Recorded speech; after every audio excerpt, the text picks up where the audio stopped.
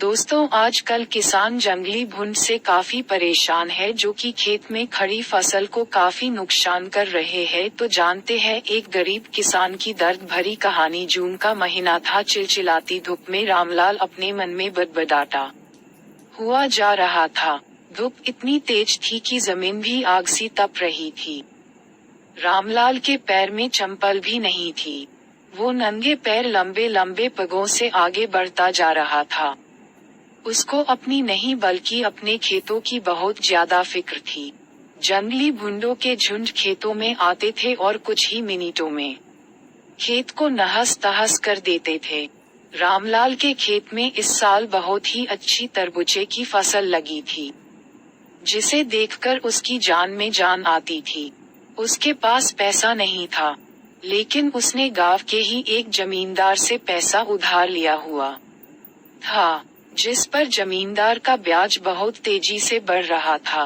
रामलाल मन ही मन में सोच रहा था, इस बार तरबूजे बेचकर जमींदार का सारा कर्ज चुकाऊंगा, और इसके बाद अपनी बीबी के लिए एक अच्छी सी साड़ी और अपने लिए एक कुर्ता खरीद लूंगा। बच्चों के पास भी कपड़े नहीं है, उन्हें भी कुछ न कुछ देना पड़ेगा।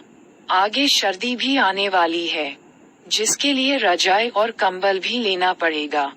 वह यही सब अपने मन में बड़बड़ाते हुए खेतों की तरफ जा रहा था।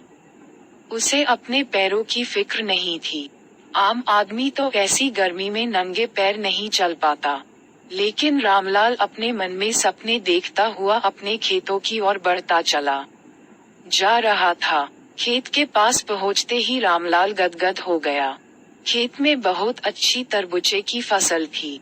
वह हर समय खेत में ही आते जाते रहता था, क्योंकि अगर धोखे से भी भुंड आ गया तो उसका पूरा का पूरा खेत कुछ ही समय में खत्म हो जाएगा और उसके सपने मिट्टी में मिल जाएंगे। इसलिए रामलाल दिन में और रात में पूरा समय खेत में ही गुजारता था। रामलाल की पत्नी भी फूली नहीं समा रही थी, क्योंकि 10 साल बाद उनके खेतों में इतनी अच्छी फसल लगी हुई थी, लेकिन गर्मी बहुत ज्यादा था। जमींदार अक्सर आके रामलाल को धमकी देता रहता था, फसल काट दो और मेरी पाई पाई चुका दो, नहीं तो तुम्हारे लिए अच्छा नहीं होगा। रामलाल ने हाथ जोड़कर कहा, इस साल खेत में फसल अच्छी लगी है साहब, मैं आपका एक एक पैसा चुका दूंगा। तरबूजे की फसल लगभग तैयार थी। जितनी खुशी आज रामलाल को हो रही थी, इनका अंदाजा लगाना आज मुश्किल था। वह मन ही मन में खुशी से झूम रहा था, लेकिन उसको पता था कि अगर जरा सी भी हमसे चूक हुई तो मेरा सब कुछ नष्ट हो जाएगा। रात में भी वह जरा सी आहट से भी उठ के बैठ जाता, अपने खेत में इधर उधर देखता और आकर फिर से सो जाता। उसकी नींद कभी पूरी नहीं हो पाती थी। उसके सपने में भी खेतों की याद बनी रहती थी। 3 दिन बाद अब तरबूजे की फसल को कटाई करके शहर भेजने वाला था। रामलाल और उसकी पत्नी बहुत खुश थे। उन्हें पता था कि अब हमारा भी अच्छा समय शुरू होने वाला था। हम सब भी अच्छे कपड़े पहनेंगे, हमारे पास भी रजाई और गुदगुदे गद्दे होंगे, ताकि सर्दी में पूरी रात ठिठुर ठिठुर कर ना गुजारनी पड़े। रामलाल और उसकी पत्नी ने हजारों सपने अपने मन में संजो के बैठे थे, क्योंकि फसल इतनी जो अच्छी थी। रामलाल की फसल देखकर पड़ोसियों को भी जलन हो रही थी। रामलाल ने अपने पूरे खून पसीना लगाकर फसल तैयार की थी।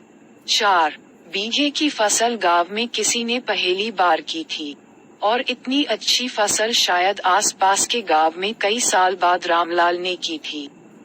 खेत में तरबूजे चमक रहे थे। इस साल तरबूजे की कीमत भी बहुत अच्छा था, इसलिए रामलाल सोच रहा था कि उसका सारा कर्ज चुकता हो जाएगा और बहुत सारे रुपये भी बच जाएंगे। अगले दिन रामलाल सुबह जगा और हालांकि रात वह सो नहीं पाया था। रात भर जानवरों को भगता रहा, मगर सुबह जब उसने अपनी फसल को देखा, तो एकदम से उसकी खुशी से उनका चेहरा एकदम लाल हो गया। उसकी पत्नी खाने का लेके खेत में आई और रामलाल को खाना खिलाया। और उसके बाद रामलाल आराम करने लगा। रामलाल की पत्नी खाना देकर चली गई। रामलाल खेत में एक छोटी सी लकड़ी की झोपड़ी बनाकर रहता था। उस झोपड़ी में आराम करने लगा। दोपहर का 12 बज चुका था। रामलाल भी उठ उठ कर इधर उधर देख रहा था, क्योंकि दोपहर में जंगली भुंडों का खतरा ज्यादा बना रहता था। चारों तरफ धूप के कारण सन सन की आवाज आ रही थी। चारों ओर सन्नाटा छाया हुआ था। रामलाल के खेत से गांव की दूरी लगभग 1 किलोमीटर थी। रामलाल ने इधर उधर देखा, कोई जानवर दूर दूर तक नहीं था। ये सोचकर वह आराम करने लगा। इतने में ही उसे कब नींद आ गई उसे पता ही नहीं चला। रामलाल को नींद आते ही एक भुंड का बड़ा झुंड आया और उसके खेत में टूट पड़ा। रामलाल इतना थका हुआ था कि वह बहुत ही गहरी नींद में सो गया। उसे कुछ पता ही नहीं चला और भूंड ने उनके खेत को कुछ ही मिनटों में पूरी तरह से तहस नहस कर दिया।